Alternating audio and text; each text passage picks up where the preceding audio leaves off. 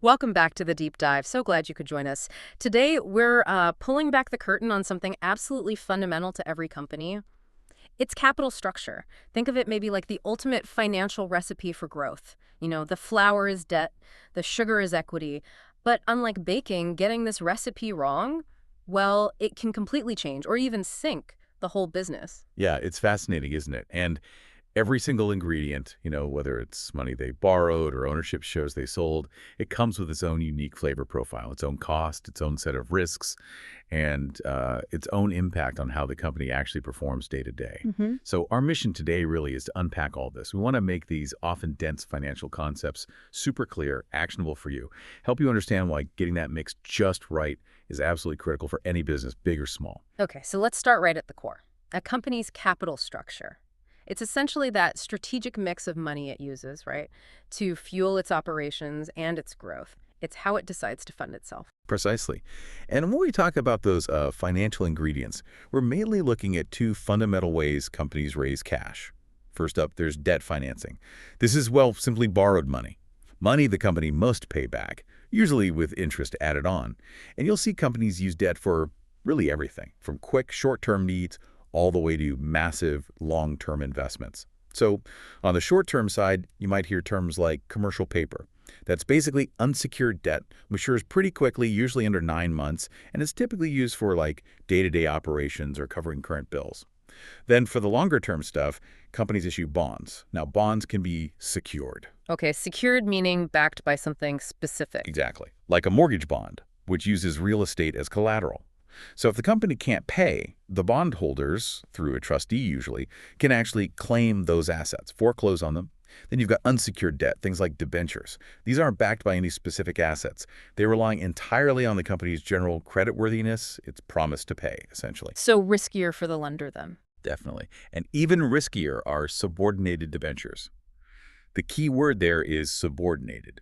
It means in a liquidation scenario, these lenders get paid after the senior creditors. Because of that higher risk, they naturally carry higher interest rates. It's a clear signal. Higher risk for the lender means higher cost for the company borrowing. And sometimes you'll hear about junk bonds. These are non-investment grade, even higher risk of default, but they dangle the possibility of much higher returns for investors willing to take that gamble. Okay, so if debt is one side of the capital coin, the other equally vital piece is equity financing. This is the money raised by selling ownership share stock in the company. But that comes with a completely different set of rules and risks, doesn't it? It absolutely does. A really critical difference with equity, and this is something for you to really grasp, is where shareholders stand if things go badly. In a bankruptcy or liquidation, equity shareholders have the lowest claim on the firm's assets. They only get paid after everyone else, secured bondholders, unsecured bondholders, everyone. Last in line. Last in line. Now, within equity, you have preferred stock. We often call this a hybrid security because it has features of both debt and equity. It often offers fixed dividend payments, which feels a bit like the fixed interest on debt. But, and this is key, it's like equity because those dividend payments are usually at the board's discretion. They aren't a mandatory legal obligation like interest payments are. And crucially for the company, those dividends are not tax deductible. Ah, okay. Big difference from debt interest there. Huge difference. Then you have common stock. This is the most basic form of ownership. Common stockholders typically get voting rights, and they might receive dividends, but again, only if the board decides to declare them. When a company issues common stock, the money it gets is usually split. Some goes to the common stock account based on par value, and the rest goes into additional paid-in capital or AP. And just to hammer it home, common shareholders have the absolute lowest claim in a liquidation. Got it. So if we were to quickly compare debt versus equity side by side. Sure. Let's hit the main points. Flexibility. Debt gives you basically none of those payments are fixed. Equity offers flexibility. Dividends are optional. Tax deductibility. This is massive. Interest on debt. Yes, tax deductible, making it cheaper for the company. Equity dividends. No, not deductible. EPS dilution. Earnings per share. New debt doesn't dilute EPS. Issuing new equity usually does, spreading earnings over more shares. Increased financial risk. Definitely yes for debt because of those fixed payments. Generally no for equity itself, though overall company risk affects equity holders. Issuance costs. Usually lower for debt, tend to be higher for issuing equity. And investor return. For debt holders, it's typically a fixed return. For equity holders, it's variable, depending on company performance and dividends. You could already see how these fundamental differences really start to shape a company's financial strategy, right? Absolutely. Okay, so we've kind of unpacked the recipe, the ingredients of this financial DNA. Debt, equity, preferred, common. But just knowing the ingredients isn't the whole story. The real challenge, and where the strategic thinking really kicks in, is figuring out what does this whole financial mix actually cost the company? And that brings us neatly to the weighted average cost of capital, or WACC. This sounds technical, but it's a really critical link, isn't it, between financing decisions and the company's actual value. It really is. WACC is essentially the average cost of all the different types of financing a company uses, weighted by how much of each type it has. Why is this average so important? Well, think about it like this. Companies need a benchmark, right, a hurdle rate, to decide if a new project or investment is worthwhile. Any new project has to promise a return higher than this hurdle rate. So what's the ultimate goal for the company? To make that hurdle as low as possible. Exactly.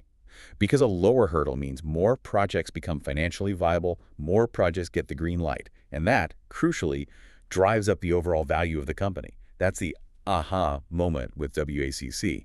Finding that sweet spot, that perfect mix of debt and equity, that results in the lowest possible average cost of capital. So the theoretical optimal capital structure is simply the mix of financing that produces the lowest WACC. And achieving that lowest WACC, in theory, maximizes the value of the firm.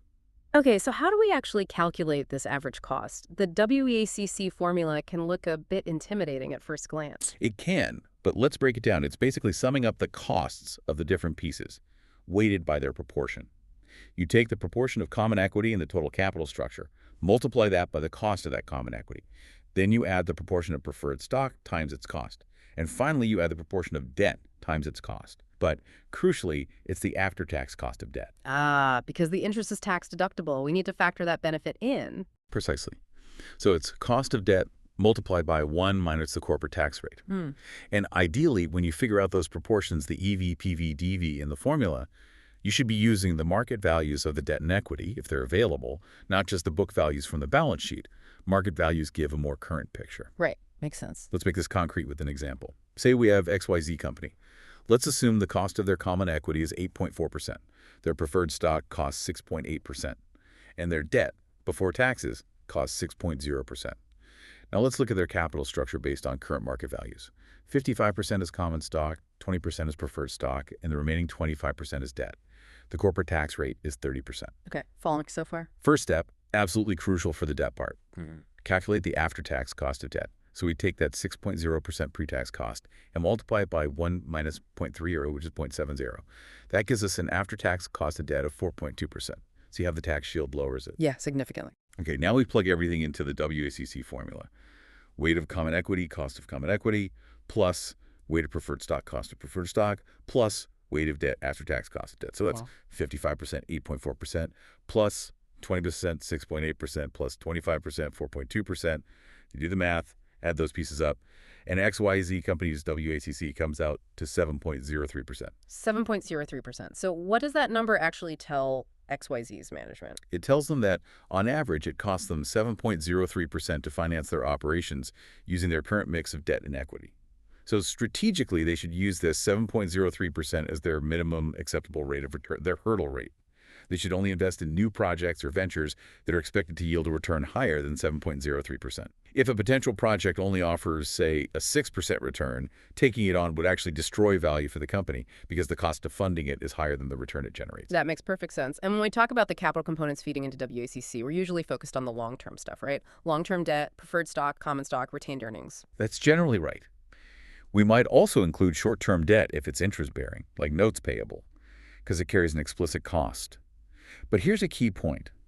Other current liabilities, things like accounts payable or accrued expenses, are almost always excluded from the WACC calculation. Why is that?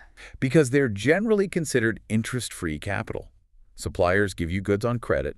Employees work before getting paid. It's financing you get as part of normal operations, but you're not explicitly paying interest on it. So they don't contribute to the cost part of the weighted average cost of capital. Okay, got it. Interest-free money doesn't factor into the cost calculation. Exactly. So let's maybe dig a bit deeper into how we find the cost for each of those paid-for financing types, starting with the cost of debt. As we said, the number that matters is the after-tax cost. You absolutely need to account for that tax shield.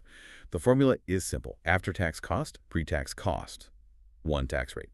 So in another quick example, if a company's long-term bonds yield 12.5%, that's the pre-tax cost, and its tax rate is 30%, the after-tax cost is 0.125 times 1.30, which equals 8.75%. Key takeaway here. Debt typically has the lowest component cost of capital, precisely because that interest is tax deductible. And here's something interesting. The higher the corporate tax rate, the more valuable that tax deduction becomes, creating an even stronger incentive for companies to consider using debt. Fascinating how tax policy directly influences financing decisions. Okay, what about the cost of preferred stock? You mentioned earlier no tax deduction here. Right. After-tax considerations are irrelevant for preferred stock because those dividends are paid out after taxes and aren't deductible for the company. So its cost is calculated more directly. It's simply the annual preferred stock dividend divided by the net proceeds the company actually receives when it issues that stock. Mhm. And net proceeds is important. It means the price the stock was issued at minus any flotation costs. Flotation costs, like investment banking fees, legal fees, printing costs. Exactly. Yep. All the costs associated with issuing the new securities. Think of it like selling your house. You get the sale price, but you have to deduct the realtor's commission and other closing costs to find out what you actually walk away with. Same idea here. So let's say a company issues 10% preferred stock with a $100 par value. The annual dividend is $10, 10% of $100. It's issued at par, $100, but the flotation costs are $5 per share. Yeah. So the net proceeds to the company are only $95, $5. The cost of that preferred stock is then the $10 annual dividend divided by the $95 net proceeds, which comes out to about 10.53%. Straightforward calculation, really. Okay, makes sense. Dividend over what you actually pocketed. Now, what about the cost of retained earnings? This one feels a bit different because it's money the company already has. It does feel different, but it's no less important. Okay. This represents the opportunity cost. It's the rate of return required by the company's common stockholders on the earnings that the company keeps and reinvests in the business instead of paying them out as dividends. The underlying principle is a company should earn at least as much on any earnings it retains as its stockholders could reasonably expect to earn if they took that money as dividends and invested it elsewhere in something with similar risk. Oh. Again, like preferred stock, after-tax considerations are irrelevant because common stock dividends aren't tax deductible for the company. So how do companies estimate this opportunity cost? It's not like there's an explicit interest rate. Right, requires estimation.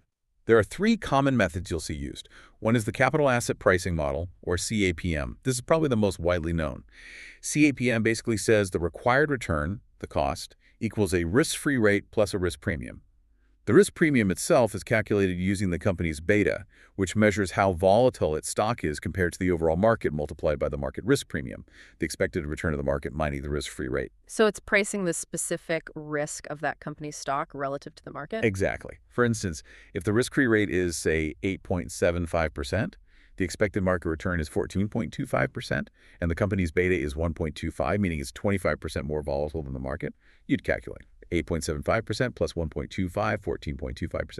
That comes out to 15.63%. Right. That's the estimated cost of retained earnings using CAPM. Okay, that's one method. What are the others? Another is the discounted cash flow DCF approach. This one focuses on future expected dividends and the current stock price. The formula is basically expected dividend next year, current stock price, plus the constant dividend growth rate. Yeah. So if a company just paid a $2, it expects dividends to grow at 7.5% per year, and its stock currently trades at $25.25. First, you figure out next year's expected dividend, D1, which is $2, 1 plus 0.075 equals $2.15. Then you plug it in. $2.15, $25.25 plus 7.5%. That gives you about 16.01%. Pretty close to the CAPM result in that hypothetical. Yeah, they often are in the same ballpark if the inputs are reasonable. The third method is the bond yield plus risk premium, BYRP approach. This one is simpler. It assumes that the cost of equity should be higher than the cost of the company's own debt because equity is riskier. So it takes the company's pre-tax cost of long-term debt and adds a subjective market risk premium. For example, the company's bonds yield 11.34% pre-tax cost of debt, and management believes an appropriate risk premium for equity over debt is 4.5%. The cost of retained earnings would be 11.34% plus 4.5%, 15.84%. Okay, 3 different ways to sort of triangulate that cost of internal equity. Sometimes companies might even average them if the results are close. They might, yes, if the results seem consistent. The main point is that companies need a solid estimate for this cost, because retained earnings are often a major source of funding for growth. It's not free money. it has an opportunity cost. So different ways to skin the cat, as they say, but they all point to the cost of keeping those earnings working inside the company instead of distributing them. And this brings us, I think, to the real strategic heart of it. You know the costs of the different pieces: debt, preferred, common, equity, retained earnings. How do you put them together to find the best mix, the optimal capital structure? That's the million-dollar question, isn't it? Or maybe billion-dollar question for some companies. The optimal capital structure is precisely that mix, that specific debt-to-equity ratio that results in the lowest possible weighted average cost of capital, WACC. It's a real balancing act. Think about it. Initially, as a company adds some relatively low-cost debt, remember it's cheaper due to the tax shield, its overall WACC tends to go down. That's good. It increases the firm's value. But you can't just keep adding debt indefinitely. At some point, as the debt level gets higher and higher, the company's financial risk increases significantly. Because the burden of those fixed interest payments becomes heavier. Exactly. And as that risk goes up, both lenders, debt holders, and owners, equity holders, start getting nervous. They'll demand higher returns to compensate for that increased risk. Lenders will charge higher interest rates on new debt, and shareholders will demand a higher return on their equity. So the cost of debt starts to rise, and the cost of equity also starts to rise, potentially quite steeply. If you were to graph this, you'd typically see the WACC curve initially dip downwards as you add some debt, reach a minimum point, and then start curving back upwards as the costs of both debt and equity increase due to higher leverage and risk. And that lowest point on the curve, that's the sweet spot, the optimal capital structure. That's the theoretical optimal point, yes. The debt-to-equity ratio, where the overall cost of capital is minimized, and therefore the company's value is maximized. Now, in practice, finding that exact point is tricky, but companies strive to operate around that optimal range. And when they think about funding new projects, the idea is generally to finance them in a way that maintains or moves towards that optimal structure. And of course, the project's expected return must still exceed the company's WACC, that hurdle rate we talked about. Right. But is the company's current WACC always the right hurdle rate for a new project? What if the new project is much riskier or safer than the company's average business? That's a really important nuance. You're right, the historical or overall WACC might not be the perfect hurdle rate if the new project has significantly different risk characteristics, or if undertaking it will materially change the company's leverage. Ideally, the WACC used to evaluate a specific project should reflect the cost of raising the additional new capital needed for that project, considering its specific risk. It's about the marginal cost of capital for that specific investment decision. Okay, so it's not just a static number, it needs context. It's clear, though, that capital structure isn't just about spreadsheets and formulas. It seems to have these ripple effects throughout the company. Oh, absolutely. Its influence is broad. Let's touch on a few key areas. First, asset structure. Remember, capital structure is about the liability and equity side of the balance sheet, how the company is financed. Asset structure is the other side, what the company owns. The mix of current assets, like cash, receivables, versus non-current or long-term assets, like buildings, machinery, patents. Capital structure decisions directly influence asset structure.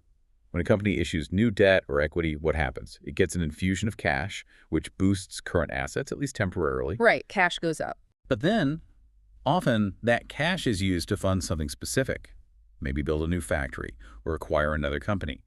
Those activities increase the long-term assets on the balance sheet. And looking the other way, a company needs sufficient current assets, especially cash, to service its capital structure to make those interest and principal payments on its debt and potentially to pay dividends on its equity. The two sides are intrinsically linked. Okay, what about things like loan rules, loan covenants? You hear about companies having to meet certain financial ratios to keep their lenders happy. Yeah, exactly. Those are loan covenants. They're the specific rules and conditions that lenders write into loan agreements to protect their investment. And how strict those covenants are is often directly related to the company's capital structure. How so? Can you give an example? Sure. Think about two companies. Company A is financed almost entirely with equity. It has very little debt, so its financial leverage is low. It doesn't have large fixed interest payments hanging over its head. Lenders providing a small loan to Company A face relatively low risk. So the loan covenants might be pretty relaxed, maybe just maintaining a certain level of net worth. Now, Company B is heavily debt financed. It has high financial leverage and significant fixed interest obligations. A lender providing funds to Company B faces much higher risk. If Company B hits a rough patch, it might struggle to make those debt payments. Because of that higher risk, the lender will impose much more stringent covenants on Company B. They might demand the company maintain specific ratios, like a minimum interest coverage ratio or a maximum debt-to-equity ratio. They'll want more frequent reporting and have tighter restrictions on things like paying dividends or selling assets. It's all about the lender protecting themselves when the borrower's capital structure implies higher risk. So the financing mix directly impacts the operating freedom the company has under its loan agreements. Makes sense. What about growth and profitability? Capital structure plays a huge role here too. Let's start with growth. A company's ability to grow sustainably often depends on how much of its earnings it retains and reinvests in the business. We actually have a formula for the sustainable growth rate, G. It's based on the company's return on assets, ROA, and its retention ratio. The retention ratio is simply the proportion of net income that is not paid out as dividends, the part that's retained. The formula looks like G, ROA retention ratio, 1 ROA retention ratio. Okay, let's try an example. Sure. Say a company earns a 7.5% return on assets, and it has a policy of paying out 40% of its earnings as dividends. That means its retention ratio is 60%, 1.40, plugging that in. Growth rate equals 0.075.60, 1.075, 0.045, 0.045, 0.955, which comes out to about 4.7%. That's its potential sustainable growth rate from retained earnings. And how does capital structure tie into this? Well, the retention ratio is influenced by dividend policy, which is often linked to the level of equity and shareholder expectations. More debt might constrain the ability to pay dividends, potentially increasing retention, but also increasing risk. Also, think about profitability measures like return on equity, ROE. ROE is net income divided by equity. Net income is directly reduced by interest expense from debt, so higher debt lowers net income. However, higher debt also means potentially less equity in the denominator, which can boost ROE. It's complex. But generally, a higher ROE, driven by efficient operations and smart financing, supports a higher sustainable growth rate. Okay, and what about overall profitability itself? Things like return on sales, ROI, ROA, ROE. Right, those key profitability ratios. It's crucial to remember that these ratios are typically calculated after capital structure decisions have already had their impact. Net income, which is the numerator in ROE and influences ROA, is calculated after deducting interest expense. So a company with higher debt will generally report lower net income, all else being equal, which directly impacts its profitability ratios. Similarly, paying dividends, an equity-related decision, reduces the company's assets, cash goes out, and retained earnings, part of equity. This also flows through and affects those balance sheet-based ratios like ROA and ROE. You can't really separate profitability analysis from understanding the underlying capital structure. It really seems woven into everything. Okay, let's shift to a word we've used a bit already, leverage. It sounds powerful, almost like a financial superpower, and it can be, right? But it also carries significant risk. It feels like a real double-edged sword. That's an excellent analogy. Leverage absolutely magnifies outcomes, both good and bad. It affects the variability of a company's profits, which in turn impacts the risk and potential return for both its creditors and its owners. Financial managers really have to grapple with two types of leverage: operating leverage and financial leverage. Operating leverage relates to the company's cost structure, specifically the proportion of fixed operating costs versus variable operating costs in its business model. So a company with a big factory and lots of expensive machinery would have high operating leverage. Exactly.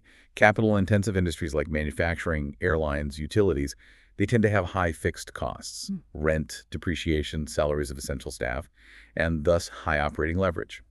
Compare that to, say, a consulting firm or a software company where the primary costs might be salaries, which can be somewhat more variable.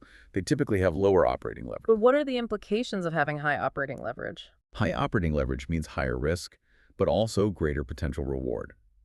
The risk comes because you have to cover those large fixed costs, regardless of your sales volume. If sales slump, it can be really tough to break even. But once you get beyond your break-even point, a much larger percentage of each additional sales dollar drops straight to operating income because the fixed costs are already covered. So a small percentage increase in sales can lead to a much larger percentage increase in operating profit. Remember that example of Pat Jones's company? A 5% sales increase resulted in a whopping 21% increase in operating income, EBIT.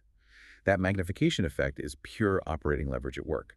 His competitor, with lower fixed costs, only saw a 10% EBIT increase from the same 5% sales jump. Okay, so operating leverage is about fixed operating costs. What about financial leverage? Financial leverage is about how the company finances its assets specifically, the degree to which it uses debt, which carries fixed financing costs, i.e., interest, versus equity, which has no fixed financing cost since dividends are optional. When a company takes on debt, it commits itself to making those fixed interest payments, period. Just like fixed operating costs, these fixed financing costs have to be covered. So, similar magnification effect, but this time on the bottom line for shareholders. Precisely. Once a company with debt covers its operating costs and its fixed interest costs, any additional operating income, EBIT, flows directly down towards net income and earnings per share, EPS. This means that higher financial leverage can cause a small percentage change in EBIT to have a much greater percentage effect on net income and shareholder value, EPS. Plus, remember the crucial difference. Interest costs are tax deductible, which provides an additional benefit to using debt. The flip side, again, is amplified risk. If EBIT falls, a highly leveraged company can get into trouble much faster because those interest payments don't go away. It's exactly right. Companies carrying a lot of debt face a higher risk of financial distress or even bankruptcy if their earnings falter, and they can't meet those mandatory interest and principal payments. But the upside potential is tempting. If a highly leveraged firm sees its EBIT increase by, say, 21%, it might experience a 42% jump in its EPS. That's financial leverage magnifying the returns to shareholders.